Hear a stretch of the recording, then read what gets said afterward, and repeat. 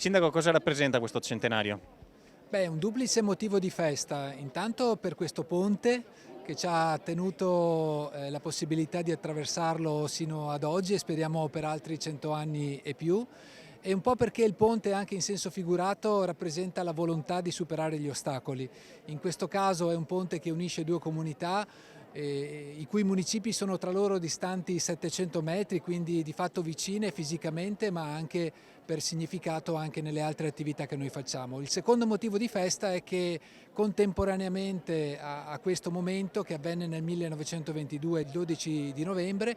ci fu anche la nascita dello scautismo a San Donà, che ha coinvolto centinaia e centinaia di ragazzi in questi 100 anni, molti dei quali come sottoscritto sono anche diventati amministratori, pronti però a lasciare il testimone ai prossimi che verranno. Il fatto che il ponte unisce queste due comunità, noi festeggiamo questa alleanza, questa amicizia anche il 7 agosto col patto d'amistà, e anche adesso con questa commemorazione abbiamo voluto ribadire l'amicizia che esiste tra questi nostri due paesi.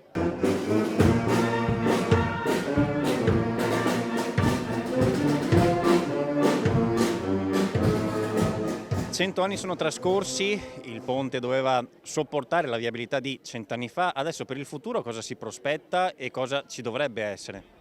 Per il futuro dovremo lavorare intanto per muoverci meglio.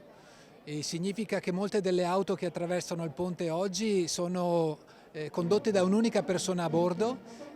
Molte auto in realtà compiono un tragitto che è inferiore ai 5 km, che è una distanza assolutamente sostenibile anche per andarsi in bicicletta. Dopodiché stiamo lavorando per rendere più vicino il Ponte dei Granatieri attraverso un allargamento dell'argine destro del fiume, e poi la terza ricetta è quella di potenziare il trasporto pubblico, perché c'è il diritto alla mobilità ma non la necessità di doverlo fare necessariamente con la propria auto. Che tempistiche dobbiamo prospettare per l'allargamento dell'argine? Il consolidamento degli argini è qualcosa su cui stiamo lavorando con Regione del Veneto con tempi immediati, nel senso che già il prossimo anno potrebbero vedere la luce le prime opere sul lato sinistro del Piave e subito dopo proseguire con quello destro, combinando la necessità di avere un argine più robusto, più solido, e una sommità arginale più larga rispetto all'attuale, che consenta anche di muoverci in sicurezza, avendo ANAS in qualche modo già dato anche disponibilità a realizzare lo svincolo sul lato di Passarella.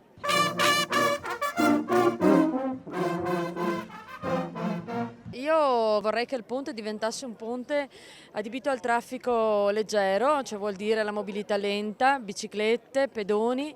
e quindi anche lasciando la possibilità magari durante, che mi viene in mente la Fiera del Rosario, piuttosto che